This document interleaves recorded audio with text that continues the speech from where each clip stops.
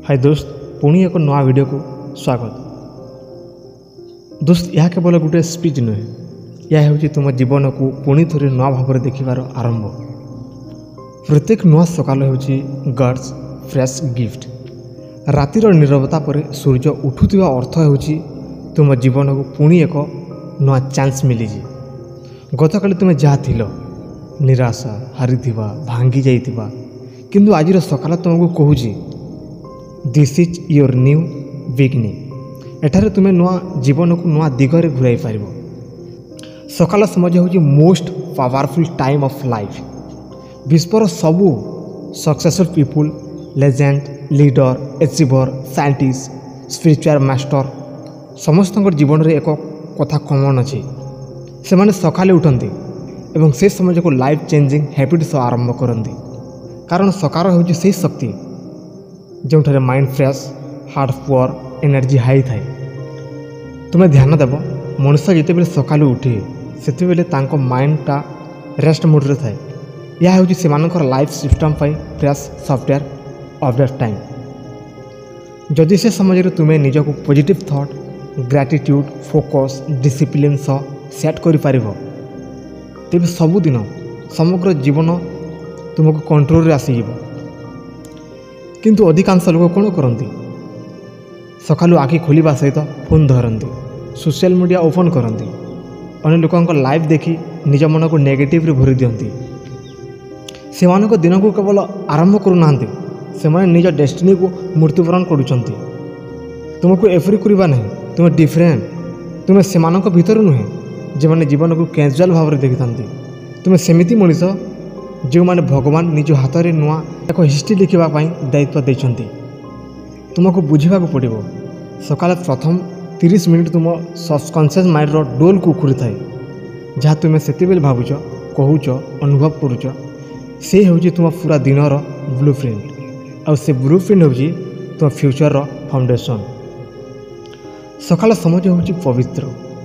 ये समय केवल क्षण शरीर को शक्ति देवाई नुहे, यह एक soul awakening time, mind programming time.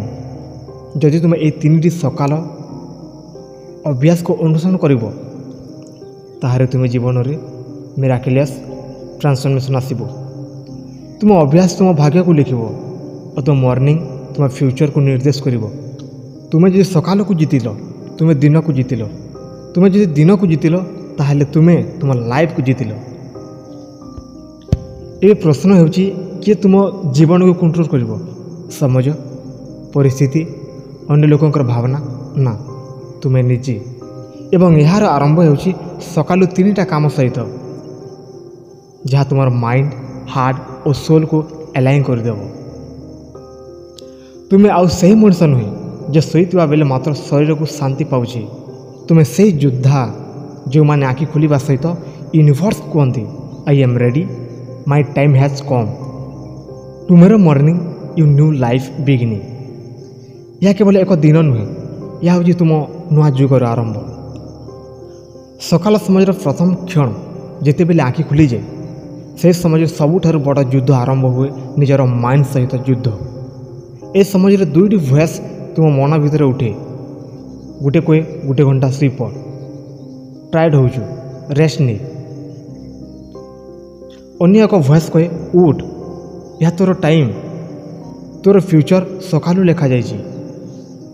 जे माने प्रथम वॉइस को शुणती से माने ऑर्डिनरी पीपुल, किंतु जे माने द्वितीय वॉइस को स्वीकार करती से माने लेजेंड, लीडर, गेम चेंजर होगापाई जन्म नहीं चाहती। सकाल प्रथम काम निज आखि खोलिबा सहित निजर सोल को कहत thank you God for this new life. मु आज जन्म नेली आउ थे, आज दिन अटे मो नुआ युद्धर आरंभ। तुम्हें यह अनुभव कर जिते बड़े तुम्हें हार्ट ग्रैटिट्यूड देउछ से समय तुम ब्रेन रे पॉजिटिव हार्मोन रिलीज होए, डोपामाइन सेरोटोनिन बढ़ी जाए। या तुमको एक नेचुरल हैप्पीनेस और पीस देउची जहाँ तुम पूरा दिन को क्लाम और फोकस कर देउची। इमेजिन कर तुम्हें आखि खोलिला, आखि खोलिया तुम मन में कल्पना करुच तुम एक मिशन रे अच्छी मोर लाइफ रे कौन मीनिंग अच्छी। मो जीवन केवल जीवन नुहे, मो जीवन एक मेसेज जहाँ आउ लोकों इंस्पिरेशन हो। यह हूँ मन को जगाइबार प्रथम पदक्षेप। रूम भीतर डिस्ट्रैक्शंस थाए कि लाइट थाए कि कौन सी मैटर नुहे, तुम्हें तुम दुई हाथ को जोड़ी कह, God thank you for giving me one more opportunity to transformation my life. यह समझ तुम्हें निज मन को कमांड दियो जेपरी today I will stay focused, today I will not waste time, today I am unstoppable. तुम्हें जहाँ आदेश दौच से आदेश तुम सबकॉन्शियस माइंड को ग्रहण करुँच, आउ से अनुसार तुम पूरा दिन चलो। तुमको जना आज मनुष्य सकालू जहाँ प्रथमे भावे से भावना तांको चेतनार एक अदृश्य पथ तैयारी कर देउछि। से पथ एदर सक्सेस को नहीं जाए नहेले डिप्रेशन को नहीं जाए।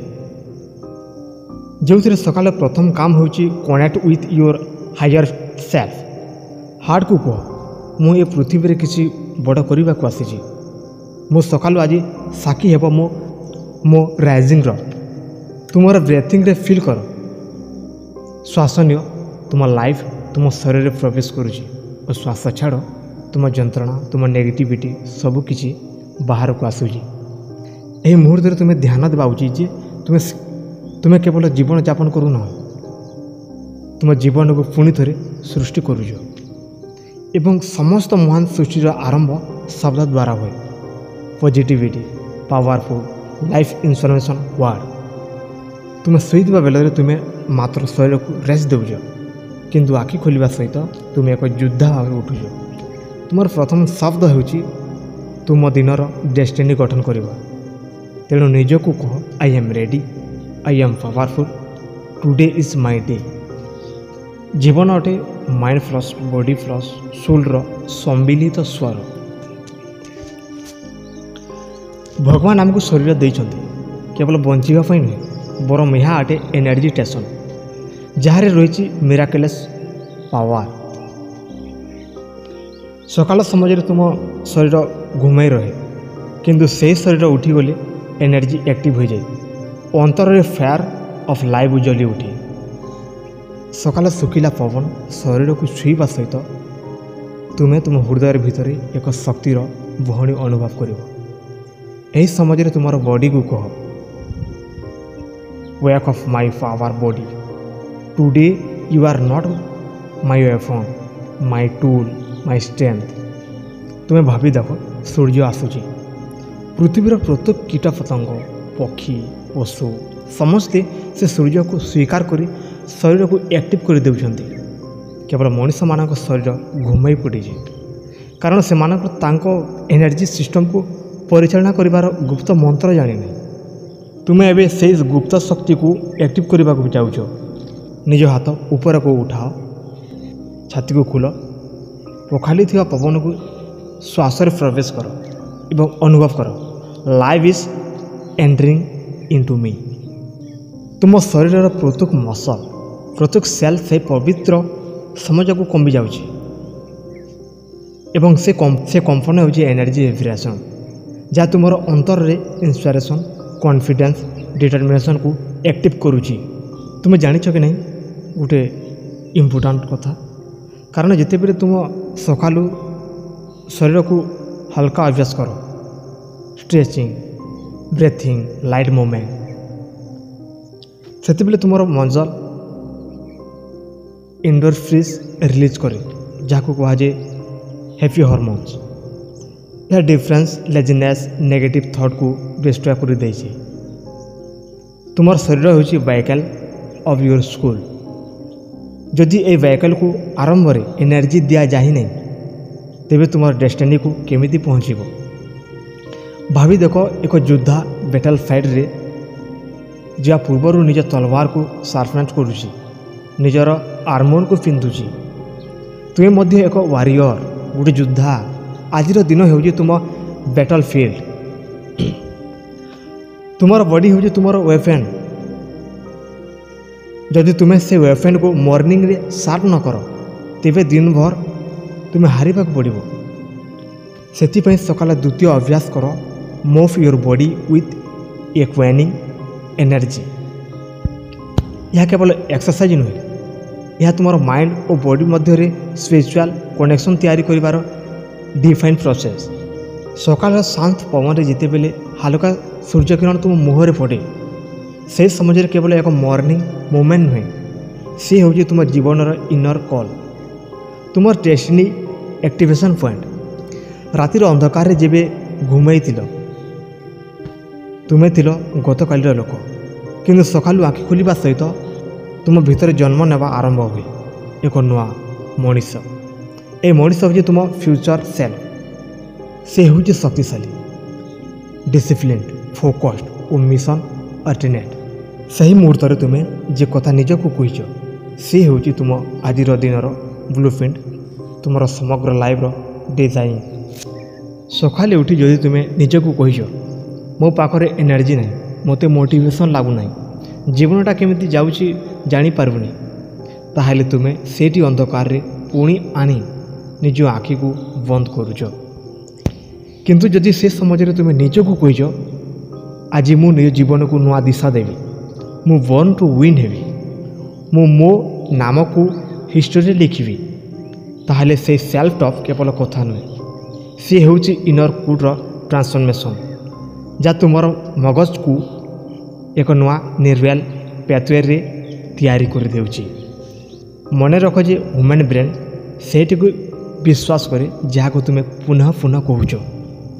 ଯଦି ସକାଳ 5 ମିନିଟ୍ ସମୟରେ ତୁମେ ନିଜକୁ ନେଗେଟିଭ୍ ଆଇଡେଣ୍ଟି କରି ଆରମ୍ଭ କରିଦିଅ, ତେବେ ସମଗ୍ର ଦିନକୁ ତୁମେ ନେଗେଟିଭ୍ ମୋମେଣ୍ଟରେ ଦେଉଛ।